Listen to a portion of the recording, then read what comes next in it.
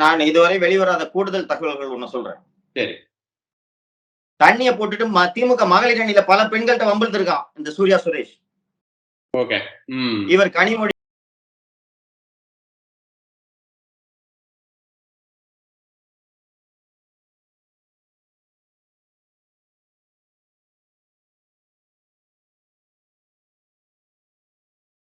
இந்த லோக்கல் இருக்க திமுக கார மனசுல என்ன இருக்கும்? இந்த பார் எடுக்கிறோம், நல்லா சம்பாதிக்கலாம் அப்படின்னு பிளான் போட்டுட்டு இருப்பாங்க. ஆமா. ஆனா அந்த ஊருக்கே சம்பந்தம் இல்லாத ஒரு 4 பேர் வந்து ஒரு மாவட்டத்துல இருக்கிற மொத்த பாரம் எடுத்துட்டு போயிடுறாங்க.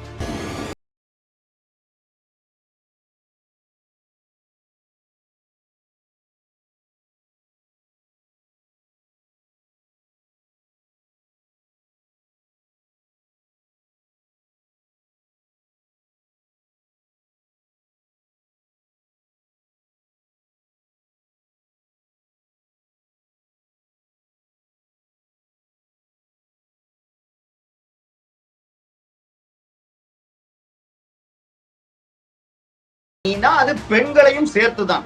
நிச்சயமா. நிச்சயமா. பெண்கள் ஒருத்தர் கூட அந்த பக்கத்து வரக்கூடாதுன்றதை நீங்க தவிர்த்த பொழுதே நீங்கள் கனிமொழியும் சேர்த்து தவிர்க்கிறீர்கள் என்றுதான்.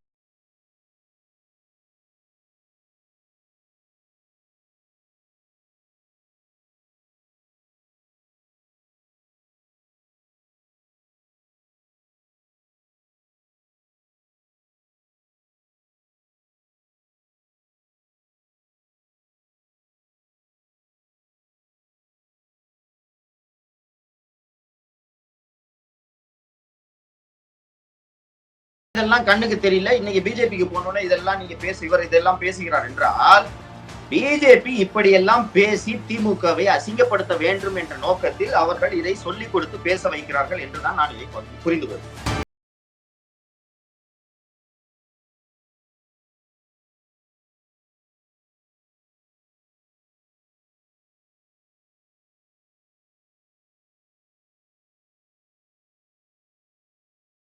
வீடியோஸை லைக் பண்ணுங்க, ஷேர் பண்ணுங்க, சப்ஸ்கிரைப் பண்ணுங்க and மறந்துடாம பெல் பட்டனை பிரஸ் பண்ணுங்க. ஒன் வாய்ஸ் நேயர்களுக்கு வணக்கம். Again we have the top political analyst, the one and only Mr. Savukku Shankar அவர்கள். அண்ணா வணக்கம், எப்படி இருக்கீங்க? வணக்கம், நல்லா இருக்கீங்க. செட் ஆஃப் क्वेश्चंस இருக்கு, நான் டைரக்டா क्वेश्चंस குள்ள போயிடுறேன். क्वेश्चन குள்ள போயிடலாம். யா ப்ளீஸ். ரைட். சூர்யா சிவா, திருச்சி சிவாவோட பையன் இன்னைக்கு வந்து டிஎம்கேல இருந்து பிஜேபில போய் ஜாயின் பண்ணிருக்காரு. முதல் கட்டமா அதை எப்படி பாக்குறீங்க? அவர் நிறைய அலிகேஷன்ஸ் வைக்கிறாரு. முதல்ல உங்களோட கருத்து எப்படி இருக்கு அவர் போய் ஜாயின் பண்ணதுக்கு? அவரு போய் ஜாயின் பண்ணதை நம்ம வந்து பெருசா விவாதிக்க வேண்டிய அளவுக்கு அந்த சூர்யா முக்கியமான நபர் கிடையாது. சரி. அவர் பள்ளி காலத்திலிருந்தே பல்வேறு மோசமான சம்பவங்களில் ஈடுபட்டு அவங்க அப்பா எம்பின்றதுனால, அதாவது ஒரு ஸ்பாயில்டு பிராட்னு சொல்லுவாங்கல்ல ஆங்கிலத்துல, அந்த மாதிரி இந்த சூர்யா ஒரு ஸ்பாயில்டு பிராட். அப்பா எம்பி, சின்ன வயசுல இருந்து எம்பி. சோ அந்த கித்தாப்புல இப்படியே வளர்ந்து தன்னையும் தகுதிப்படுத்திக் கொள்ளவில்லை, அரசியலுக்காகவும் தன்னை தகுதிப்படுத்திக் கொள்ளவில்லை, வேறு எதற்காகவும் தகுதிப்படுத்திக் கொள்ளவில்லை. இவர் வந்து கடந்த ஒரு வாரம் 10 நாளாவே வந்து, ஒரு வாரம் இல்ல, ஒரு 4 மாசமாவே வந்து மிரட்டிட்டு இருக்கிறது ஒருத்தரையா. அப்பாவும் பையனும் வந்து பல வருடங்களாக பேசிக் கொள்வதில்லை. சரி. இவர் தனக்கு தெரிஞ்ச கட்சிக்காரர்கள் எல்லாம் எனக்கு வந்து இளைஞர் அணியில ஒரு பெரிய பதவி வேணும், அந்த பதவி கொடுக்கலன்னா நான் வேற கட்சிக்கு போயிடுவேன், பிஜேபிக்கு போயிடுவேன் அப்படின்னு சொல்றது. ஏன் வந்து அவர்கள் பிஜேபியை தேர்ந்தெடுக்கிறாங்கன்னா, இங்கிருந்து பிஜேபிக்கு போனாதான் திமுகவுக்கு வலிக்கும்னு இது போல் போறவங்களுக்கு மனசுல அப்படி ஒரு எண்ணம் இருப்பது உண்மை. நீங்க கேஸ் ஆஃப் குக்க செல்வம், பிபி துரைசாமி, இவங்க எல்லாம் என்னன்னா திமுக இருந்தீங்கன்னா at one point of time நீங்க பெரியார பேசணும். அங்க போய் ஒரு சாமியார் கட்சியில போய் நீங்க சேரும் போது இது டிஎம்கேவை அதிகமா இரிட்டேட் பண்ணும் அப்படின்றது இவர்களோட ஒரு எண்ணம். இவரு சூர்யா வந்து அந்த திமுகல இது நடக்குது அது நடக்குதுன்னு சொல்ற குற்றச்சாட்டுகளை எல்லாம் வந்து நான் விவாதிக்கிறதுக்கு கூட தயாரா இல்லை. என்ன காரணம்? உழைப்புக்கு ஏற்ற மரியாதை இல்லைன்ற மாதிரிதான் அவர் வந்து சொல்றாரு. நான் பயங்கரமா உழைச்சேன். என்ன உழைச்சாரு இருக்கிறாங்க? அதே மாதிரி என்ன உழைச்சாரு? இல்ல, அவரு வந்து சொல்றாரு நான் ஃபுல்லா வந்து கட்சி. அவரு எனக்கு தெரிஞ்சு அவர் உழைச்சது வந்து தண்ணியை போட்டு திருச்சி சங்கம் ஸ்டார் ஹோட்டல்ல போய் அடிச்சு கண்ணாடி எல்லாம் நொறுக்கிட்டு போலீஸ் கேஸ் வாங்கினது, சென்னையில வேறு ஒரு நட்சத்திர பார்ல வந்து இதே மாதிரி குடிச்சிட்டு கலாட்டா பண்ணது, திருச்சியில் பல்வேறு இடங்களில் வந்து இவர் தகராறு செய்து காவல்துறை தலையிட்ட போது எங்க அப்பா எம்பின்னு சொல்லி அதன் மூலமாக இவர் தப்பித்து வந்ததுதான் இவர் கட்சிக்காக உழைத்தது. இப்போ நீங்களோ நானோ ஒரு கட்சியின் நிர்வாகி பதவியில இருந்தோம்னா இது போன்ற ஒரு நபரை எப்படி அழைத்து பொறுப்பு கொடுப்பீர்கள்? ஒரு ஆர்குமெண்ட்டுக்காக இளைஞர் அணியின் திருச்சி மாவட்ட செயலாளர் திரு சூர்யா அப்படின்ட்டு நியமிச்சிடுறாங்கன்னு வச்சுக்கோங்க. அந்த நியமனத்துக்கு பிறகு நீங்க கொஞ்சம் யோசிச்சு பார்க்கணும். 10 வருஷமா திமுக ஆட்சியில இல்ல. அண்ட் அவங்க அப்பா வெறும் எம்பி தான், மந்திரி கூட கிடையாது. அப்படி இருக்கும்போதே அந்த செல்வாக்க வச்சு இப்படி பண்ற நீங்க இன்னைக்கு திராவிட முன்னேற்ற கழகம் ஆளும் கட்சி, எதிர்கட்சியா இருந்தா பரவாயில்ல, ஆளுங்கட்சியா இருக்கும்போது இவர்களுக்கு கூடுதலான பொறுப்பு இருக்கிறது. சோ திராவிட முன்னேற்ற கழகம் ஆளுங்கட்சியாக இருக்கிறது. அண்ட் இப்போ அவங்க அப்பாவும் இன்னும் எம்பியா இருக்காரு. இது போன்ற நேரத்தில் இவருக்கு ஒரு மாவட்ட செயலாளர் பதவி கொடுத்தா just imagine what he'll be doing. எந்த கட்சி தலைமை இவருக்கு ஒரு பதவியை கொடுத்து இவருக்கு அழகு பார்ப்பாங்கன்னு நினைக்கிறீங்க? இது ஒண்ணு. உங்க அப்பா MP, one of the good Dravidian politician நான் திருச்சி சிவா அவர்களை பார்க்கிறேன். விபி சிங் அரசாங்கம் கவிழ்ந்த போதா இல்ல அதற்கு பின்னரானு தெரியல, அவர் ஆற்றிய பாராளுமன்ற உரைகள்லாம் மிகச்சிறப்பானவை. அவரோட கான்ட்ரிபியூஷன் திமுகவுக்கு ஒரு நல்ல கான்ட்ரிபியூஷன். அப்படிப்பட்ட ஒரு நபருக்கு நீங்க மகனா பிறந்துட்டீங்கன்னா வீட்டிலேயே உங்களுக்கு திமுக திராவிட இயக்கம் பற்றியெல்லாம் சொல்லிதான் வளர்த்திருப்பார்கள் இல்லையா? இவ்வளவு நாளா உங்களுக்கு இதெல்லாம் கண்ணுக்கு தெரியல. இன்னைக்கு பிஜேபிக்கு போனோம்னா இதெல்லாம் நீங்க இவர் இதெல்லாம் பேசுகிறார் என்றால் பிஜேபி இப்படியெல்லாம் பேசி திமுகவை அசிங்கப்படுத்த வேண்டும் என்ற நோக்கத்தில் அவர்கள் இதை சொல்லிக் கொடுத்து பேச வைக்கிறார்கள் என்றுதான் நான் இதை புரிந்து கொள்கிறேன். சரி, ஆனா அவர் அன்பில் மகேஷ் மாதிரியோ இல்லைன்னா KN நேரு மாதிரியோ எனக்கு ஒரு அங்கீகாரம் கிடைக்கவே இல்ல, இருட்டடிப்பு பண்றாங்க. ஏன்னா நான் கனிமொழியோட சார்ந்து இருந்தேன், அதனால கனிமொழியை ஒதுக்குறதுனால என்னையும் சேர்த்து ஒதுக்கிட்டாங்க அப்படின்ற மாதிரி அவர் குற்றச்சாட்டை வைக்கிறாரு. அப்படி நீங்க நான் இதுவரை வெளிவராத கூடுதல் தகவல்கள் ஒண்ணு சொல்றேன். சரி, தண்ணிய போட்டுட்டு திமுக மகளிர் அணியில பல பெண்கள்கிட்ட வம்பிழுத்திருக்கான் இந்த சூர்யா சுரேஷ். ஓகே, இவர் கனிமொழிக்கு நெருக்கம் எல்லாம் கிடையாது. ஓகே, அவங்க கனிமொழி தரப்புல நான் விசாரிக்கிறேன். இவர் கனிமொழியை அணுகியது நீங்க ஏதாவது எனக்கு போஸ்டிங் வாங்கி கொடுங்க, கட்சியில சொல்லி அண்ணன் கிட்ட சொல்லி போஸ்டிங் வாங்கி கொடுங்க, இவர் அணுகி இருக்கிறார். சரி, ஓகே. கனிமொழிக்கு என்ன அந்த அளவுக்கு விவரம் தெரியாது, போய் சொல்லி வாங்கி கொடுத்துருவாங்களா? இல்ல கனிமொழி சொன்னா அந்த குடும்பம் கேட்ட நிலைமையில இருக்கா? இல்ல, கனிமொழி அம்மையாரே இந்த 3 வாட்டி இவரை கால் பண்ணி நீங்க போகாதீங்கன்னு சொன்ன மாதிரி அவர் சொல்றாரு.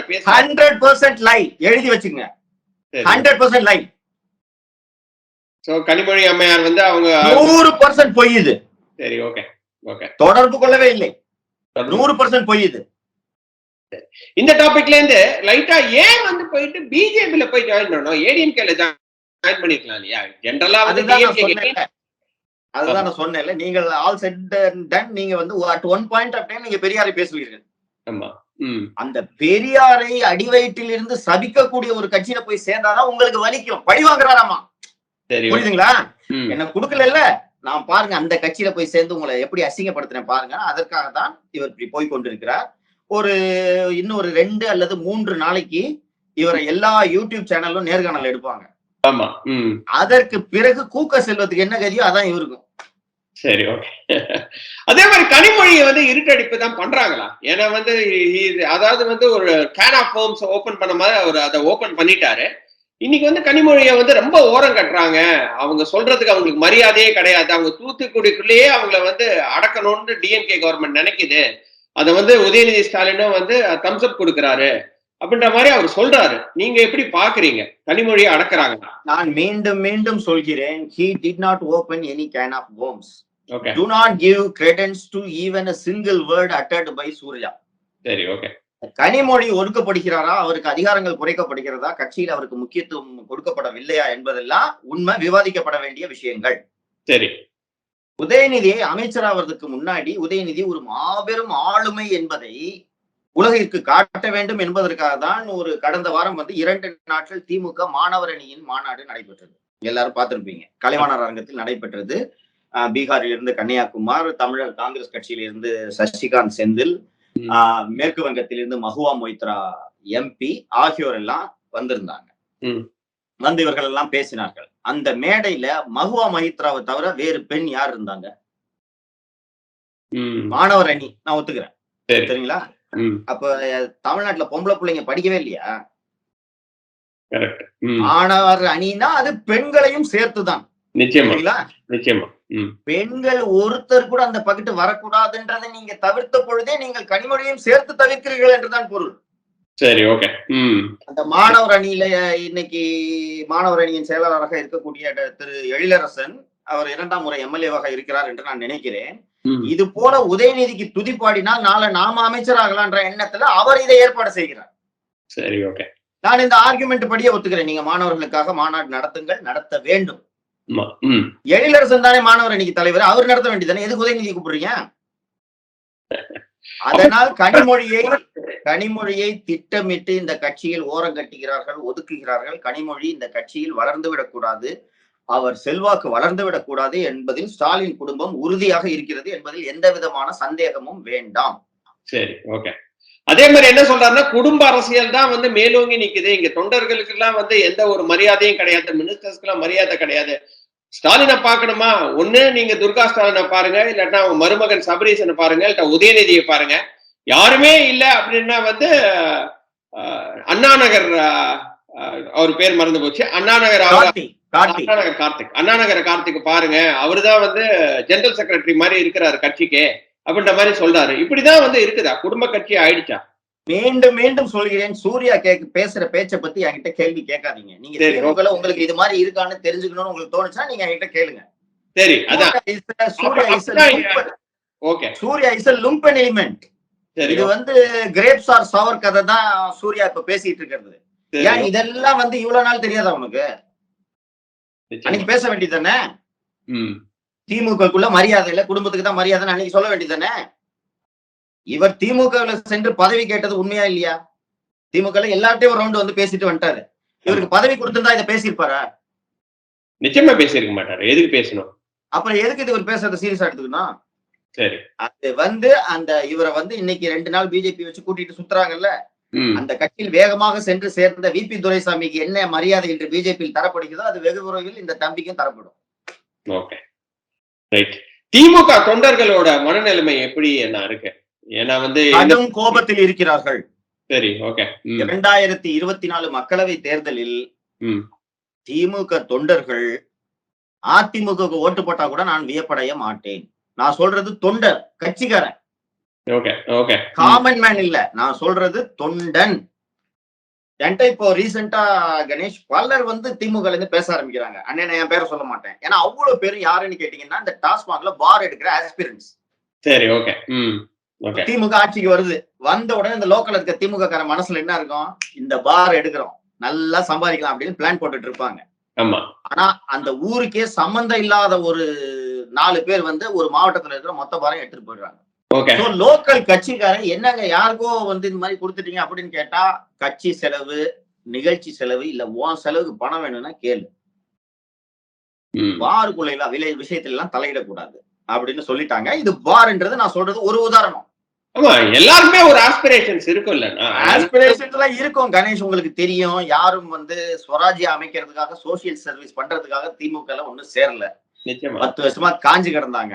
எப்படியாவது சம்பாதிக்கலான்ற நோக்கம், ஆசை எல்லாருக்கும் உண்டு என்பது நமக்கு தெரியும்.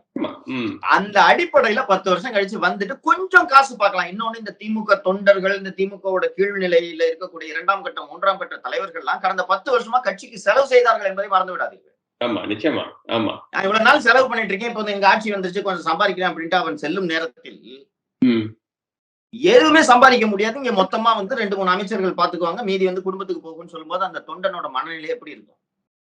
கடந்த 4 நாட்களாக பேசக்கூடியவர்கள் சொல்லிட்டு தான் பேசுறாங்க. சார், என் பேரை சொல்ல மாட்டேன், நான் திமுக காரன், இந்த ஏரியா எங்க ஏரியால பார்ல இப்படி நடக்குது, இது மாதிரி பலர் என்கிட்ட பேசுறாங்க. அதுல ஒரு திமுக தொண்டர் சொல்றாரு, சார் நான் பொறுப்புல இருக்கிறேன், நான் சொல்றேன் எழுதி வச்சுங்க, 2024 திமுக தோக்குதுன்னு அவர் சொல்றாரு. என்னங்க நீங்க கட்சிக்காரங்க இப்படியே சொல்றீங்க அப்படின்னு. சார், கட்சிக்காரன் ஒருத்தன் வேலை செய்ய மாட்டான் சார், எழுதி வச்சுக்க சார்னு சொல்றான். சரி, அப்போ வந்து ஸ்டாலின் என்ன சொல்றாருன்னா, திராவிட மாடல் ஆட்சி நடக்குது அப்படின்ற மாதிரி அவர் சொல்றாரு, எல்லாருக்குமான ஆட்சி. அப்படி நீங்க பாக்கலையா? திராவிட மாடல் ஆட்சி கிடையாதா இது? இது ஸ்டாலின் அவர் சொல்றது சரியான வார்த்தை தான். அவர் சொல்றது சரியான வார்த்தை தான். திராவிடம் என்றால் அவரோட குடும்பம் நினைச்சுக்கிட்டு தான் அவர் சொல்ற. நம்ம தான் தப்பா புரிஞ்சுக்கிட்டோம். இது திராவிட மாடல் ஆட்சி என்றால் மொத்தமும் எங்கள் குடும்பத்துக்கு தான். திராவிடம் என்றாலே எங்கள் குடும்பம் என்றுதான் அதை நாம புரிஞ்சுக்கணும். நம்ம தப்பா புரிஞ்சுக்கிட்டா இதே இப்படி சொல்லிட்டீங்க. நடக்க உண்மையை சொல்றேங்க, கட்சிக்காரங்க சொல்றதை சொல்றேன் நான். கலைஞர் வந்து சேர்ந்து திராவிடம்னு இருந்தது வந்து குடும்ப ஆட்சியா மாறிடுச்சுன்னு நீங்க வந்து சொல்லும் போது கஷ்டமா இருக்கு கேட்கறதுக்கு. This is now it is DMK Private Limited. Okay. Stalin honorary chairman. Okay. Udayநிதி CEO. Okay. Sabarisen CFO. So, And the others are COOs. சரி. ஓகேவா? It is a private limited companyங்க. ஏங்க என்னங்க முரசொலியில இவரு திரு உதயநிதி ஸ்டாலின் என்ன மிகப்பெரிய ஆளுமையா, எழுத்தாளரா? அவர் லைஃப்ல மொத்தமா பாட புத்தகத்தை தவிர வேற எந்த புத்தகத்தையும் படித்திருக்க மாட்டார். ஓகே. அப்படிப்பட்ட நபரை வந்து நீங்க முரசொலியோட பிரிண்டர் அண்ட் பப்ளிஷரா போட்டீங்கன்னா இதற்கு என்ன பொருள் கணேஷ்? இவங்க கனிமொழி வந்து 5 நூல்களை எழுதியிருக்கிறார்கள். ஹிந்துல சப் எடிட்டரா இருந்திருக்காங்க. சிங்கப்பூரில் இருந்து வெளிவரக்கூடிய தமிழ் முரசு என்ற நாளிதழ்ல ரிப்போர்ட்டரா பணியாற்றிருக்காங்க. எழுத்து தெரியும் இல்லையா? அரசியல் தெரியும், எழுத்து தெரியும். 2 கவிதை நூல்கள், இல்ல 3 கவிதை தொகுப்புகள், 2 கட்டுரைகள் தொகுப்புகள் வெளியே வந்திருக்கின்றன. குறைந்தபட்சம் ஒரு செய்தித்தாளை நடத்துவதற்கு அவர் தகுதியானவரா இல்லையா? நிச்சயமா 100%. தூக்கி யார்கிட்ட கொடுத்திருக்கீங்க நீங்க? உதயநிதி கிட்ட இல்லைங்களா? உதயநிதிக்கு மனப்பாடம் பண்ணிட்டு ஒரு பக்கம் டயலாக முழுசா பேச தெரியாது. 50 டேக் வாங்குவாரு. அவரை வந்து நீங்க முரசொலிக்கு எம்டி ஆக்குறீங்க. முரசொலி ட்ரஸ்ட் அவர் கண்ட்ரோல் கொண்டு போறீங்க. திமுக ட்ரஸ்ட் அவர் கண்ட்ரோல் கொண்டு போறீங்க. முரசொலி செல்வத்தோட பேரை பிரிண்டர் அண்ட் பப்ளிஷர் காலத்துல இருந்து எடுத்துட்டு முரசொலி செல்வத்தை பதிலா உதயநிதி ஸ்டாலின் அங்க போடுறீங்க. இப்ப கடைசியா எடிட்டரும் வந்து உதயநிதி ஸ்டாலின் வந்திருக்கு. இப்ப இதுல இருந்து நீங்க வந்து அவர் சொல்றது புரியலையா?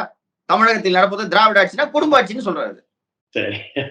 இன்னொரு வீடியோல சந்திக்கிறேன். அது வரைக்கும் நன்றி, வணக்கம். Thank you Ganesh. Thank you for all your views. Thank you.